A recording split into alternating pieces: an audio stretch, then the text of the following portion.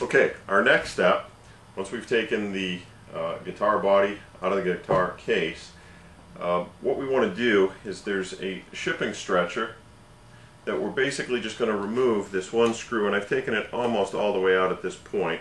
Just a couple more turns, screw will come out. You may have to flex that body in just a little bit to get that stretcher to drop, and at this point we'll kind of put that off to the side for the moment. Now, using the Allen wrench, there's 3 bolts that hold the neck to the body. There's one underneath the neck plate. We'll remove that. And then there's 2 more on the heel of the neck.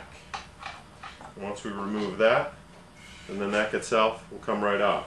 We'll put that aside for the moment. Now, make sure you take your bolts, don't lose them. Put those right inside your guitar case. Definitely need those for later. We want to make sure that when we look at the body, you may notice that the larger area down here tends to bow in just a little bit. So what we do is we want to stretch that back. Question is how much? Using a tape measure, what I want you to do is go ahead and measure for at the widest point in the guitar. I've already made that measurement, and that measurement is 15 inches, and it's 15 inches to the inside of the lining. Now the thickness of the lining is 1/8 of an inch on both sides. So what we want to do is we want to take that shipping stretcher, and I have another one here that I've already done some work with, and you can see I've shortened it to the 15 inches. Actually, I've made it 15 1/4 to make up the difference for the lining, because remember that this brace is actually going to sit on the sides, not on the lining. And it's actually, you're going to need to kind of pull this back very carefully and just stretch the body to a point where this stretcher fits in almost parallel with the brace and is approximately 1 inch or so down from where the top will install. And it's important that you do that, because remember that when we go to install the top, you don't want to have the brace that we're installing as a spreader to interfere with the braces. We'll come back to that in just a second.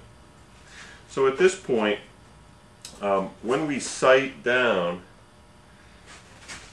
really from this side, looking at this part of the side, you want to see that they're parallel.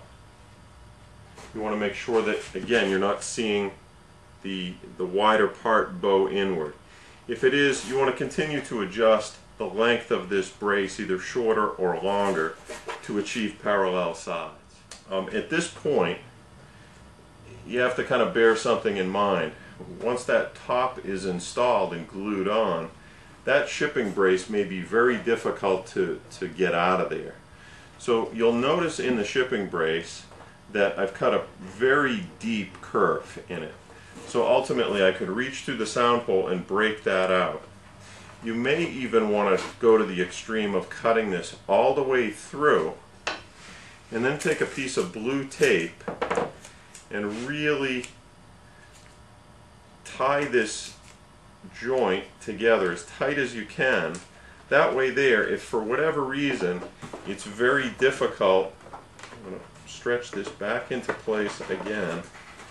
This is real difficult to remove. You can always go ahead and take the tape joint off inside the guitar, then the 2 pieces will fold inward and you can pull that stretcher back out through the sound hole. So it's actually not as difficult as hopefully we're making it sound, but it's an important step to really get the proper alignments of the guitar.